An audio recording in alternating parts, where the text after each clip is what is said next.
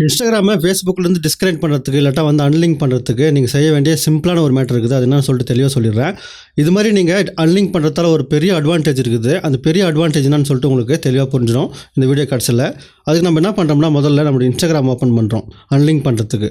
இப்போ ஃபேஸ்புக்கையும் இன்ஸ்டாகிராமையும் அன்லிங்க் பண்ணுறதுக்கு நம்ம வந்து இது மாதிரி இன்ஸ்டாகிராம் ஓப்பன் பண்ணிவிட்டு இங்கே 3 மார்க் இருக்குது பார்த்தீங்களா, இந்த 3 மார்க் மேலே இப்படி கிளிக் பண்ணிவிட்டு இங்கே வந்து நம்ம என்ன பண்ண போகிறோம், அப்படியே ஸ்க்ரோல் பண்ண போகிறோம்.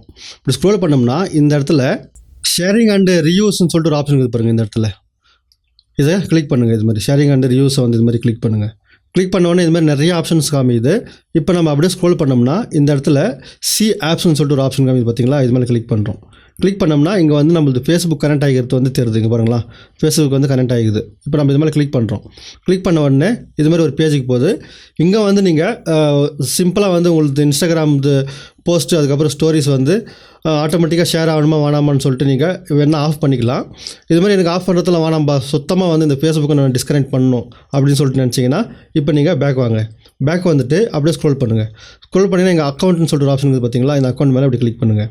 கிளிக் பண்ணிவிட்டு இங்கே வந்து பார்த்தீங்கன்னா தெளிவாக கொடுத்துறாங்க. இங்கே நம்ம இதை ரிமூவ் பண்ணிக்கலாம். இப்போ நான் ரிமூவ்னு சொல்லிட்டு கொடுக்குறேன். ஃபேஸ்புக்கை ரிமூவ்னு சொல்லிட்டு கொடுத்தோன்னே இங்கே வந்து பர்மிஷன் கேட்குது. எஸ் ஃபினிஷ் ரிமூவிங்னு சொல்லிட்டு நான் கொடுக்குறேன். கொடுத்தோன்னே பார்த்தீங்கன்னா இது வந்து ரிமூவ் ஆரம்பிக்குது. இது மாதிரி நீங்கள் ரிமூவ் பண்ணுறதால என்ன உங்களுக்கு அட்வான்டேஜ் அப்படின்னு சொல்லிட்டு கேட்டிங்கன்னா, இப்போ உங்களுக்கு ஃபேஸ்புக்கும் இன்ஸ்டாகிராமும் வந்து ஒன்றுக்கு ஒன்று ஜாயின் ஆகிட்டு இருந்துச்சுன்னா வச்சிங்களா, இன்ஸ்டாகிராமில் உங்களுக்கு ஏதாவது கம்யூனிட்டி கைட்லைன் ஸ்ட்ரைக் வருதுன்னா ஃபேஸ்புக்லேயும் வந்து கம்யூனிட்டி கைட்லைன் ஸ்ட்ரைக் வர ஆரம்பிச்சிடும். அதே மாதிரி ஒன்றுக்கு ஒன்று நீங்கள் லிங்க்கில் இருக்கும்போது ஏதாவது ப்ராப்ளம் வந்துச்சுன்னா இன்னொருத்துக்கும் வந்து ப்ராப்ளம் வரதுக்கு சான்ஸ் இருக்குது.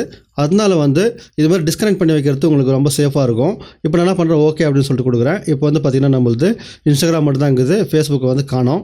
வேணுன்னா உங்களுக்கு ஆட் அக்கௌண்ட்னு சொல்லிட்டு கொடுத்து நீங்கள் ஃபேஸ்புக்கை வந்து ஆட் பண்ணிக்கலாம். இங்கே ஃபேஸ்புக் வேணுமா இல்லாட்டா எது வேணும்னு சொல்லிட்டு ஆட் பண்ணிக்கலாம்.